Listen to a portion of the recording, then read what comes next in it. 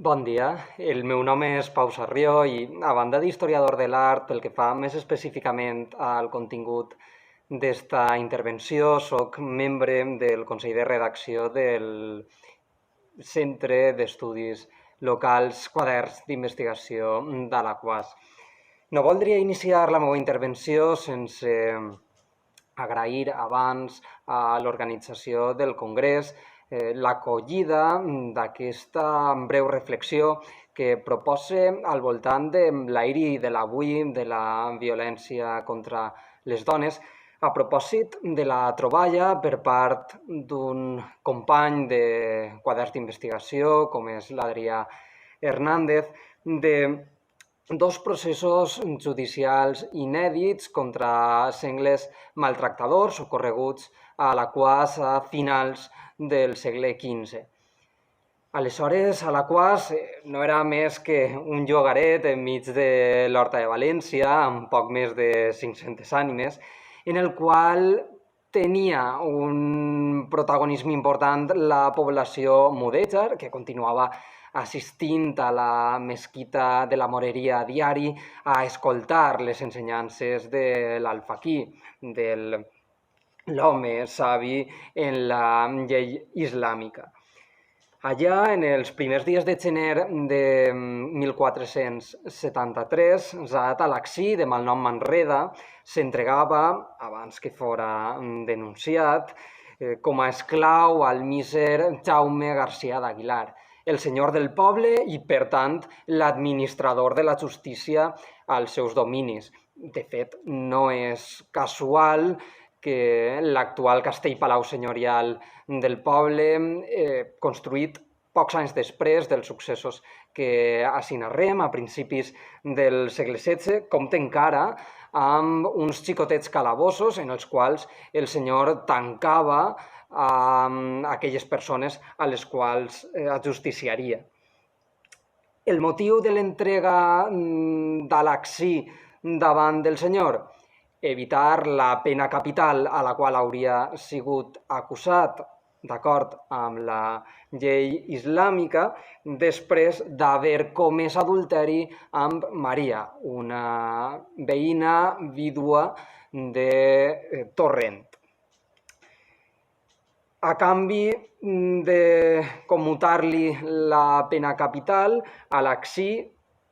es comprometia a pagar una pena pecuniària de 55 lliures que avalarien precisament Fàtima, la seva dona, i sa mare del mateix nom, i en segon lloc es comprometia també a no tornar a Torrent en 5 anys i, per descomptat, a no tindre cap contacte més amb Maria, la vídua amb la qual havia comès l'adulteri.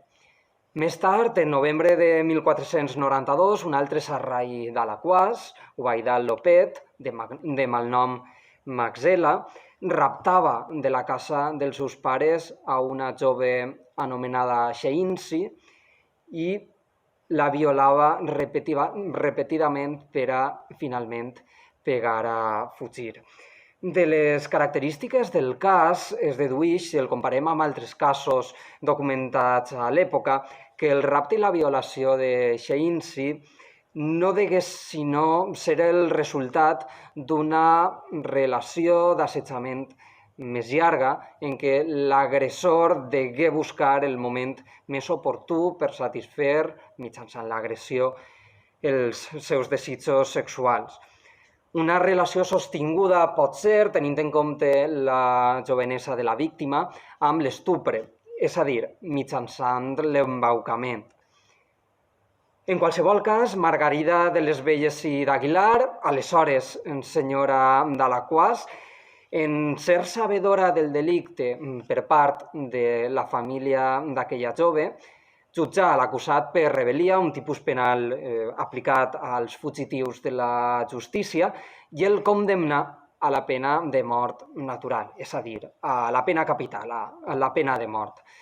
Però els temps havien canviat i el futur que li esperava a Lopet, a l'agressor, era prou més benèvol que el que en un primer moment la senyora del poble havia previst per a ell.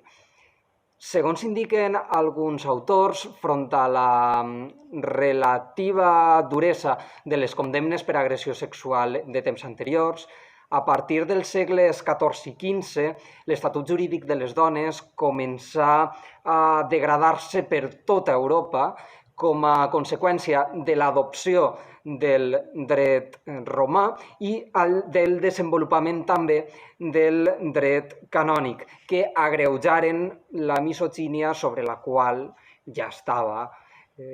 construït el sistema de relació social de les comunitats medievals. Una percepció social que va tindre a una fidel aliada en l'Església, el pensament de la qual estava basat en els textos d'alguns autors clàssics com Aristòtil, però sobretot en les reflexions, en l'exègesi dels pares de l'Església, de Sant Ambròs, de Sant Agustí, de Sant Isidor, textos tots ells amb un profund component misògin. De fet, aquest pensament va tindre el seu reflex en la visualitat artística medieval, de la qual l'Església va servir-se per a fer arribar el dogma a l'assemblea de fidels. Les arts medievals són plenes d'exemples en els quals la figura femenina s'associa amb la incitació al mal en imatges com, per exemple, la vagina dentata, un mite transversal a diverses cultures que es fa servir com un avís front a les relacions extramatrimonials, del qual el cristianisme va apropiar-se, a més, per a considerar-lo una porta a l'infern. En la visualitat artística cristiana també és freqüent, per exemple, la representació d'imatges femenines amb trets demoníacs, unes imatges amb unes implicacions simbòliques evidents. Però aquestes no són més que uns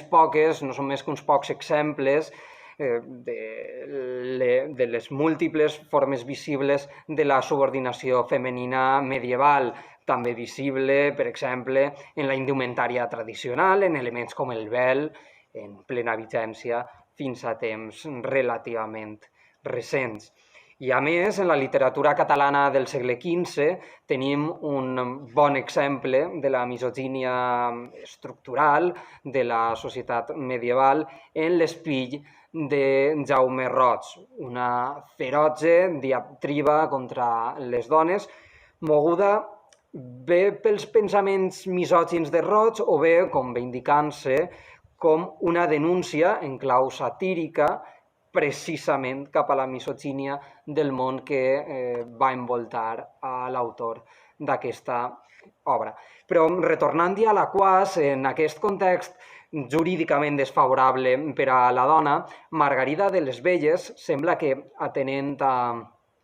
els precs d'alguns veïns il·lustres que demanaven la remissió de la pena capital per a l'agressor de Xeinci,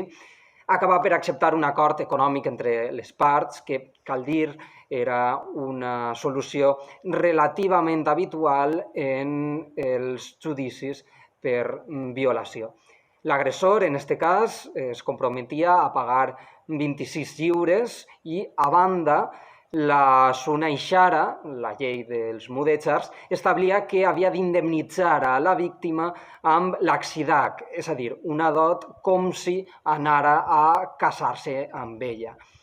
Així se saldava, suposadament, tot el dany físic, que no seria poc, psicològic i simbòlic, causat a la víctima, però, en canvi, de Xeinci no sabem res més. Aquests un doble interès. D'una banda, més enllà dels successos que la documentació narra, el valor històric de les narracions de Fàtima i Xeinci jau en la mesura en què ens endinsen en la consideració que rebien en la societat medieval les agressions físiques i psicològiques a les dones. Però, a més, d'una altra banda, aquestes històries ens permeten observar trencant alguns dels tòpics que han arribat fins als nostres dies, com, malgrat la impunitat, de què certament van gaudir moltes formes de violència, especialment en l'àmbit estrictament domèstic, en el qual al cap de família se li consistia aplicar certs correctius físics i psicològics. Malgrat això, en el moment en què algun home, també el pare i el marit, trencava les barreres d'allò socialment acceptat, algunes dones, que no suposaren tampoc una majoria, pel temor encara present a dia d'avui als agressors, no van dubtar en recórrer